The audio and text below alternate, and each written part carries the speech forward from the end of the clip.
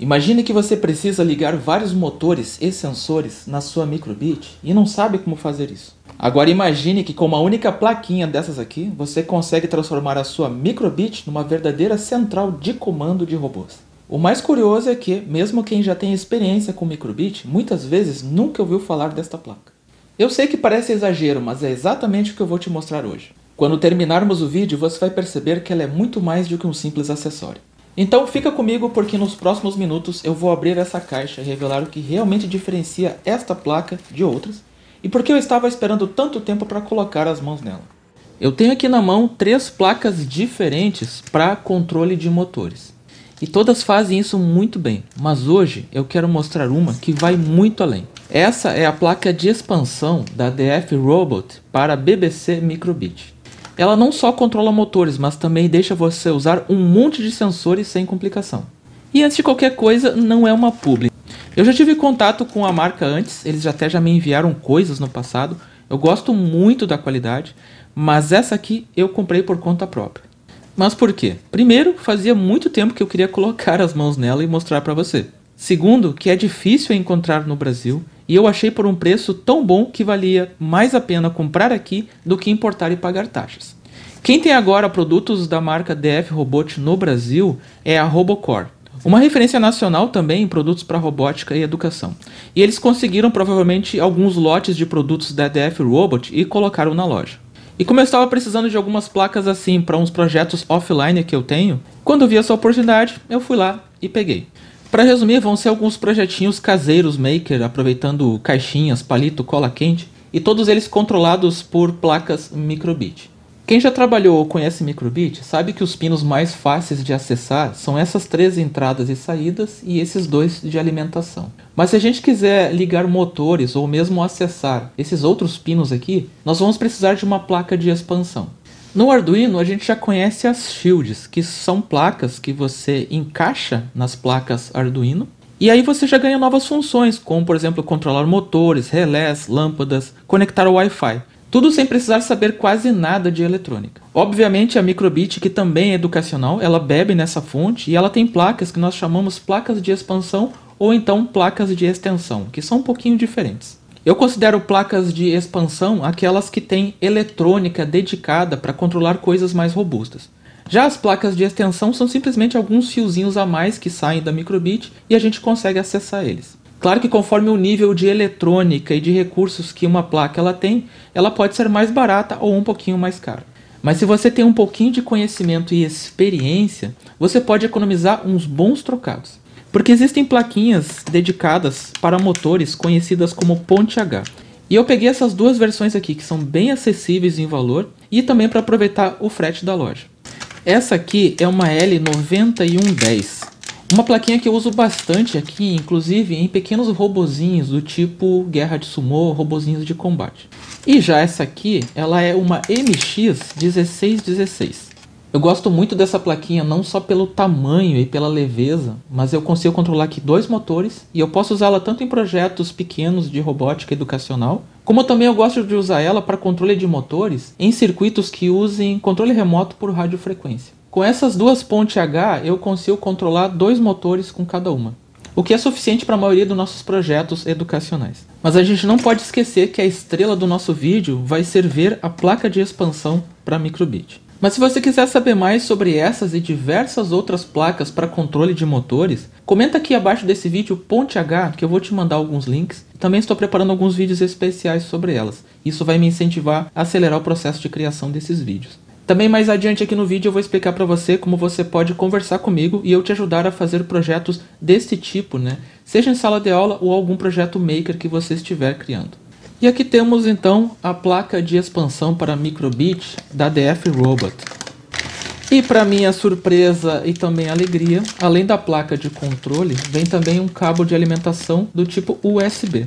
Eu já vou mostrar como ele funciona e também onde é que ele pode ser usado para alimentar aqui a nossa placa.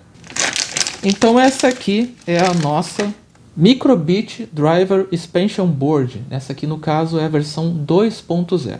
O nosso cabo de alimentação ele pode ser conectado aqui nessa porta estilo plug P4. mas ela também pode ser alimentada por fios comuns através desse terminal de parafuso. Da mesma maneira, os nossos motores eles vão ser conectados também aqui por parafusos nesses terminais.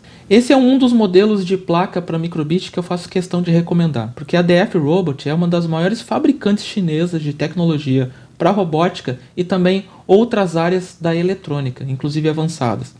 Eu vou fazer aqui um preview para mostrar no que ela é tão legal, onde é que ela brilha, e também alguns pontos que podem não agradar todo mundo, afinal, não tem nenhuma placa que seja totalmente perfeita. Mas começando pelos pontos, por que ela é tão especial, né? Ela é compatível com a linha Gravity da DF Robot, ou seja, são diversos sensores e cabos e conectores e padrões de alimentação e comunicação que funcionam todos entre si. Então, se você comprar qualquer coisa que tenha um nome Gravity, você sabe que vai ser compatível também com essa placa. Você vai poder ligar nela, então, sem precisar se preocupar com nada. Uma coisa que também é muito legal, né, falando sobre a questão da alimentação, é que essa placa ela pode ser alimentada de 3,5 a 5,5 volts. E a gente sabe que as nossas microbit e alguns microcontroladores, eles trabalham com 3,3 volts. Ou seja, a placa ela vai transformar então essa tensão para que a gente consiga trabalhar com placas como a microbit sem nenhum problema.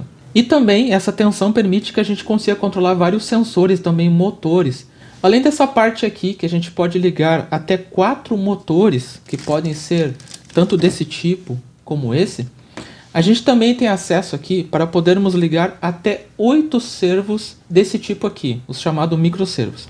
Isso significa que com uma única placa dessa a gente pode controlar, por exemplo, um braço robótico. E diversos outros tipos de mecanismo que usam bastante desses motorzinhos aqui. A gente também tem aqui duas conexões separadas para sensores ou módulos I2C. A gente também consegue acesso a 9 de diversos desses pinos que tem aqui na microbit. Esses pinos são o P0, o P1, P3, P8, 12, 13, 14, 15 e 16. Observe que além dos pinos de dados e sinal, que são esses verdinhos, a gente também tem a ligação aqui da alimentação positiva e também do GND. Isso facilita muito a conexão com, por exemplo, aqui os nossos motores, que a gente basta ligar no lado certo e já está pronto, sem precisar se preocupar em ficar puxando o fio para fazer a alimentação separadamente. Cada par de motores é controlado por um chip especial separado e a gente consegue controlar até mais ou menos 1,5 amperes de saída nos motores. O mais importante que eu acho dessas placas é que a gente consegue ligar equipamentos, principalmente motores nelas, sem precisar se preocupar em estragar as placas de controle. Como eu disse, a gente consegue controlar 4 motores aqui, e a gente também consegue controlar 2 motores de passo, desde que a gente respeite então essa corrente máxima da placa. Então basicamente a gente pode usar motores do tipo R30, N20, microservos 9G. Então para resumir, a gente consegue controlar qualquer motor que funcione entre 3 e 6 volts. E também a quantidade de motores ligadas aqui não pode consumir mais do que 1,5 amperes. Por exemplo, e a título de curiosidade, esses motorzinhos aqui, eles consomem muito menos do que a nossa placa aqui ela é capaz de suportar. Agora eu vou criar um código bem simples aqui na microbit para mostrar para você a nossa placa de expansão, então controlando alguns dos motores que eu falei aqui no vídeo. Uma coisa que é muito importante saber é que existem dezenas dessas placas de todos os tipos, das mais simples e mais baratas até as mais completas. E muitas dessas placas eu tenho grande experiência aqui no canal e também nos meus projetos que eu faço com as minhas turmas. Se você quiser conhecer alguma delas em específico, você pode me colocar o link dela aqui nos comentários. Ou então, se você quiser uma ajuda ainda mais profissional, você pode fazer parte do nosso grupo exclusivo de membros no WhatsApp.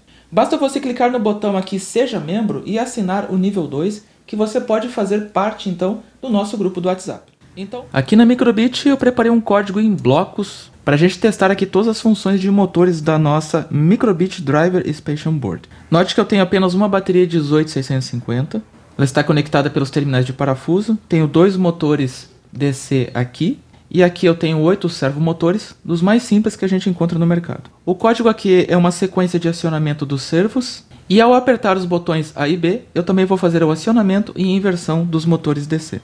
Bora ver como ficou? A gente coloca aqui a microbit, liga a placa.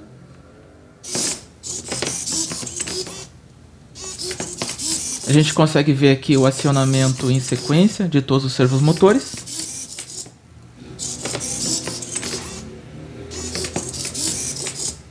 E agora a gente vai ver aqui o acionamento dos motores DC, que eu liguei nas portas M1 e M4.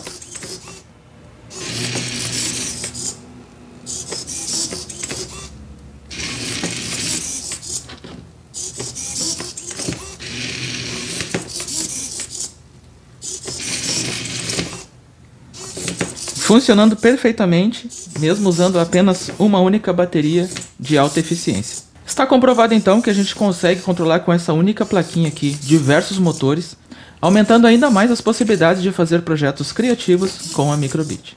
Mas me conta aí, qual projeto você acha que ficaria muito legal com essa placa e qual deles você gostaria de ver aqui no canal?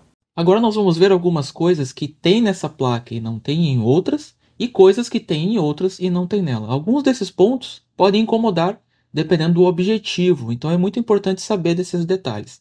Conforme o projeto e a aplicação que você quer fazer, alguma coisa pode ser mais ou menos importante. O primeiro ponto que pode causar talvez algum problema é justamente essa questão de que a bateria ela fica solta. Em alguns casos isso pode ser até legal, porque a gente consegue movimentar essa bateria para lugares um pouco mais distantes. Mas em algumas situações, o projetista, aluno ou professor, ele pode querer que essa placa ela fique uma montagem bem mais compacta e não fique se mexendo tanto. Eu estou falando isso porque existem algumas versões de placas de expansão, como essa, onde a bateria ela já vem encaixada aqui no chassi da placa. Você nota que ela fica bem mais compacta, mas sem compensação ela também fica bem maior, ou seja, ela ocupa muito mais espaço. Mas existem também algumas empresas que conseguiram resolver a questão do tamanho com relação também à questão de ter uma bateria embutida. É o caso dessa placa de expansão Wukong. Você pode ver que ela é exatamente do tamanho de uma peça Lego padrão Technic. E a bateria é uma bateria de lítio, mas ela é daquele estilo compacto. E ela fica aqui então conectada diretamente ao chassi da nossa placa de expansão. Essa placa só não é menor porque ela é justamente do tamanho do encaixe aqui da placa Microbit. Então não tem como fazer menor do que isso. Ponto também importante e tem a ver com a questão da bateria é que a nossa placa aqui de expansão ela não tem um carregador embutido. Isso é outra coisa que essas placas que já vêm com suporte para bateria, elas também têm. Você faz o carregamento da bateria diretamente aqui usando um carregador de celular. Então esses dois pontos são bastante importantes aqui. A bateria ela não é presa e também não tem um carregador aqui embutido para fazer o carregamento dela. A gente tem que ter um carregador separado. Ponto também que merece bastante atenção e cuidado tem relação aqui com a parte das soldas dessas placas. É muito comum, praticamente todas elas, que os contatos metálicos aqui de baixo eles fiquem completamente assim, ó, livres para fazer um curto-circuito, por exemplo. Então você nunca deve usar essas placas soltas em cima de locais onde tenham metais espalhados. Por exemplo, alguma chave de fenda, alguns parafusos, isso pode com certeza causar danos à placa por algum eventual curto-circuito. Isso é uma coisa, como eu disse, é comum, a maioria delas não vem com nenhuma proteção aqui embaixo. E antes de falar de uma coisa legal que eu descobri, e tem relação aqui com a distância desses parafusos, eu quero falar de alguns pontos que eu achei também bastante positivos aqui na placa. Um deles é que aqui na parte do controle dos motores DC, a gente tem 2 pares de LED em cada um. Eu vou ligar aqui a placa e vou diminuir um pouco a iluminação para ver se você consegue perceber. Placa aqui ligada, a gente consegue ver pelo LED, né? E agora a gente vai notar o seguinte, ó. Eu lembro que eu programei esses dois aqui, o M1 e o M4. Então agora quando eu acionar o comando para o motor girar num sentido, olha o que acontece com esses pares de LED. Note que acendeu os LEDs verde, desligou quando a sequência ela foi vencida. E agora acenderam os LEDs vermelhos e desligou conforme a sequência foi vencida. Ou seja, esse par de LEDs aqui, ó, ele indica qual dos terminais aqui ele está em nível alto e nível baixo. E eu achei isso aqui muito legal, que a gente não precisa ter um motor aqui ligado para a gente testar se o nosso código ele está ativando, se ele está funcionando. E também para a gente ver se a sequência de acionamento está correta. E também um ponto muito positivo é a serigrafia. Está vendo aqui todas as letras, sinais e indicações de cada uma das funções dos pinos, do que cada um faz, que é muito fácil a gente identificar, por exemplo, aqui tem as tensões de operação, a indicação dos motores, as portas e pinos da Microbit, que lá no nosso código da programação em blocos, a gente procura exatamente esses códigos aqui para a gente fazer o acionamento de cada um deles. E agora o que eu descobri e que tem relação aqui com esses furos. E olha só que legal! A distância entre os furos ela é compatível com peças tipo Lego Technic. Nesse caso aqui, são barras perfuradas e a gente consegue fixar elas através do uso de parafusos M3. Esse aqui não são os ideais, tá? O ideal são aqueles que têm cabeça chata e eles conseguem encaixar direitinho aqui nessas ranhuras. Como eu não tinha nenhum desses parafusos nesse tamanho, Eu acabei usando esse aqui para improvisar e mostrar para você. E cabem tanto barras nesse sentido, como a gente também pode usar aqui esses perfis e colocar aqui nesse sentido. Então quem trabalha ou já tem esses materiais, tipo Lego, já sabe que vai poder usar essa placa e ser compatível então com diversos projetos de blocos de encaixar. Agora a pergunta que fica é, esses pontos que eu compartilhei aqui com você, eles mais atrapalham ou mais ajudam? Aqui no canal eu também já apresentei outros materiais da DF Robot, como por exemplo o robô McQueen e também o kit Boson para microbit. O robô McQueen é muito legal porque ele tem vários acessórios, o corpo dele é todo feito em metal. Eu vou deixar o vídeo aqui do lado para você conhecer. E sobre o review de outros materiais que eu também recebi da DF Robot, eu vou deixar uma lista aqui em cima. Clique em algum deles para você continuar aprendendo comigo e eu te vejo no próximo vídeo. Até mais!